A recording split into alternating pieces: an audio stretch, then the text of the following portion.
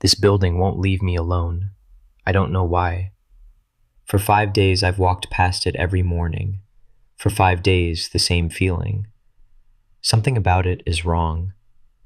Reddish gray polished stone, columns that feel structural rather than decorative, modern metal doors with intercoms screwed into granite like bolts.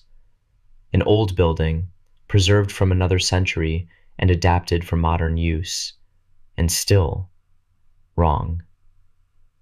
On my first day at university, I only glanced at it, late, sweating, thinking about documents and lists, background architecture across from campus. Second day, my gaze kept returning to it, the way your eyes return to a word you don't understand. On the third day, I realized I was timing my walk so I would pass it slowly. By the fifth day, I stopped in the middle of the street and stared at it like I was trying to read it. A man behind me nearly walked into my shoulder and swore. I barely reacted. I was studying the windows, the floor lines, the spacing of stone, the rhythm architecture has when it doesn't lie. I wasn't thinking ghost.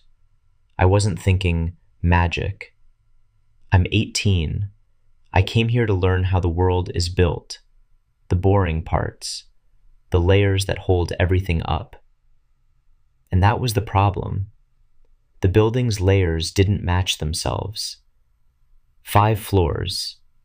Not might be 5 if you count the attic. Not decorative. 5. Yesterday, walking home, it had been 4. I took out my phone and snapped a photo. For a second, it seemed the building had noticed. Not the photo, my attention. An absurd thought. I half smiled at myself. Nothing personal, just checking. I lowered the phone.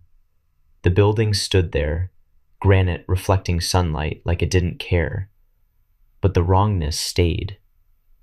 I turned toward the university gate and went in. University is a machine for making you forget your own thoughts. Timetables, lines, stamps, corridors with identical doors. Orientation speeches that turn your future into a list. It should have washed the building out of me. It didn't. I kept catching myself looking through windows, measuring distance to the building, checking the angle the way you check a wound through clothing to make sure it's still there.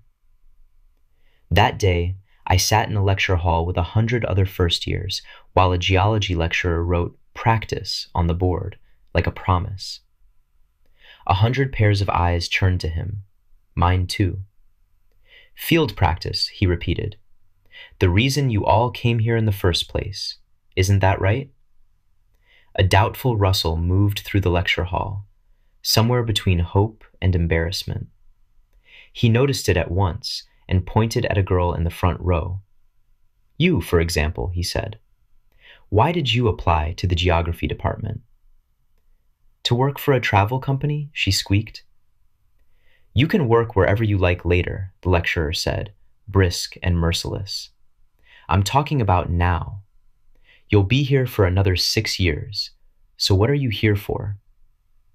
Hands went up. "Lake Dominion," several people said almost at once. "Fossil digs," someone else called. "Redstone Field Station," a voice from the back added. At the time, they were just words shouted across a lecture hall.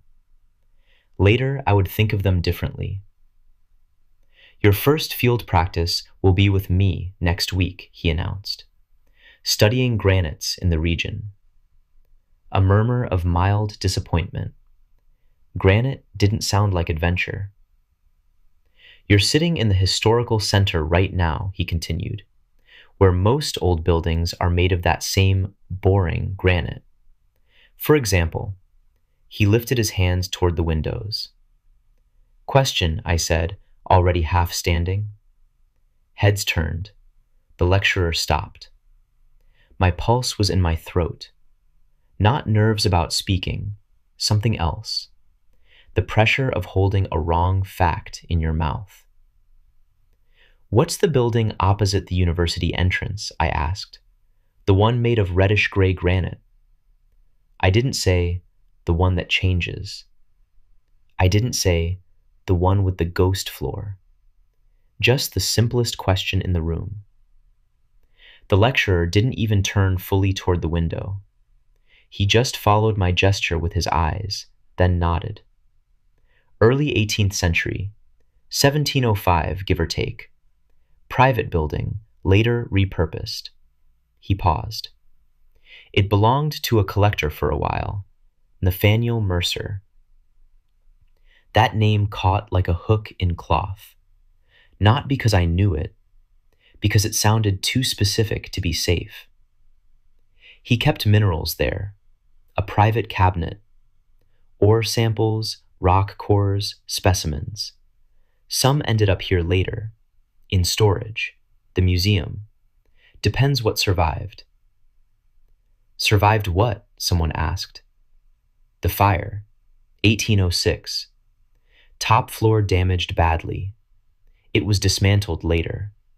Officially 4 floors since. My mouth went dry. So it used to have 5, I said. He looked at me properly. Yes, originally. Anyway, granites. Next week. The lecture flowed on. Field routes, safety, what not to touch, what not to lick. Everyone laughed. I wasn't laughing. Outside the window, opposite the university gate, the granite building had 4 floors. After class, I went straight to the library. I didn't know what I was searching for. I just knew I needed something. "I'm looking for the oldest references to a building on Gate Road," I said, handing over my student card. She glanced at it. "Ian Clark," she read. "First year." The look followed, the one reserved for curiosity that has not yet hardened into seriousness. Still, she returned with a thick municipal volume, its spine cracked with age. 1806. The entry was short, dry, polite. A fire in a private granite building near the Old Gate Road. Owner, Nathaniel Mercer. Structure severely damaged. Occupant presumed dead. No remains recovered. Nothing more. I tapped the name. Is there anything else under Mercer? A longer pause this time. Then she came back with a slim, thread-stitched catalog of Mercer's mineral collection, preserved in a clear archival sleeve.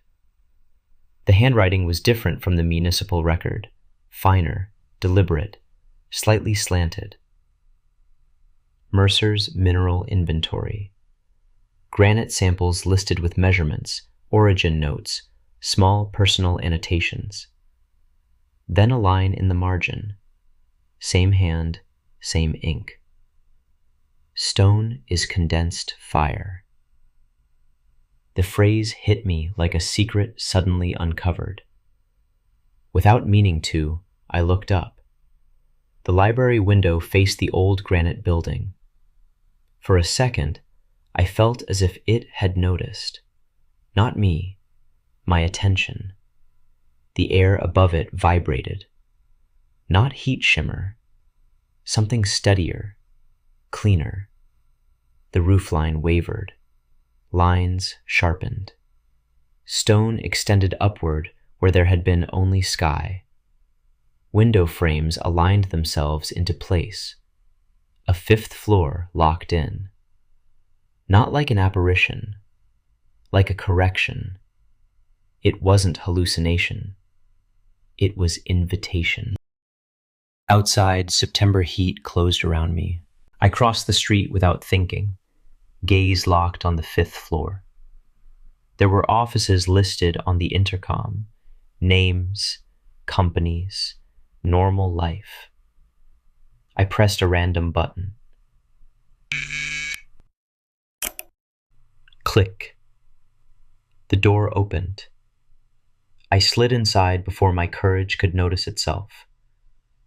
The stairwell was dim, the stone steps worn hollow in the middle. Dust filmed the windowsill at the landing. I started up. The higher I went, the colder it became. Not dramatically, just wrong. The upper floors should have been warmer. That was how buildings worked. Fourth floor. The staircase ended on a concrete landing. Peeling paint, dim bulb humming with tired sound. No fifth, just ceiling. A square outline in the plaster. An attic hatch. A thin metal ring screwed into the edge. I swallowed and pulled. The hatch opened without resistance. Cold air spilled down. I climbed. The fifth floor was empty. No furniture, no dust, no wiring. Cold. The walls were painted flat, clinical white. It didn't feel abandoned. It felt unused, as if no one had ever lived there, even when it existed. I walked to the window. No echo from my steps. The glass was solid, the frame too clean to be old. The city outside should have been bright and loud. It wasn't. The university was there, but stripped. No people, no benches, no security post. The granite fence looked younger, less moss in the shaded sections, no cracks in the mortar. I pressed my palm to the glass. Only then did I notice how quiet it was. Not silence, a hush. The kind you get in snow, even without snow, as if sound itself wasn't sure what year it belonged to. When I stepped back from the window, I saw it. On the windowsill, inches from my hand, a stone. Fist-sized, heavier than it looked. Granite, cracked along a quartz seam, the fracture sharper than it should have been. The quartz along the fracture had fused, glassy at its center and dulling outward, as if the heat had moved through the seam itself. Condensed fire. Suddenly the stone no longer felt anonymous. It wasn't mine. It wasn't even the building's.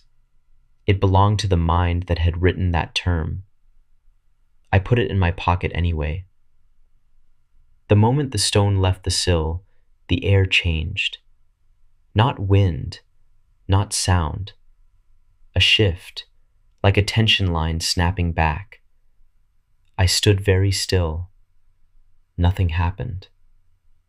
I climbed down fast enough to feel stupid, slow enough to feel watched. Back on the fourth floor landing, the bulb hummed with ordinary tiredness. From the street came the thin wash of traffic. I reached the street and turned. 4 floors. The 5th was gone. But the stone was heavy in my pocket.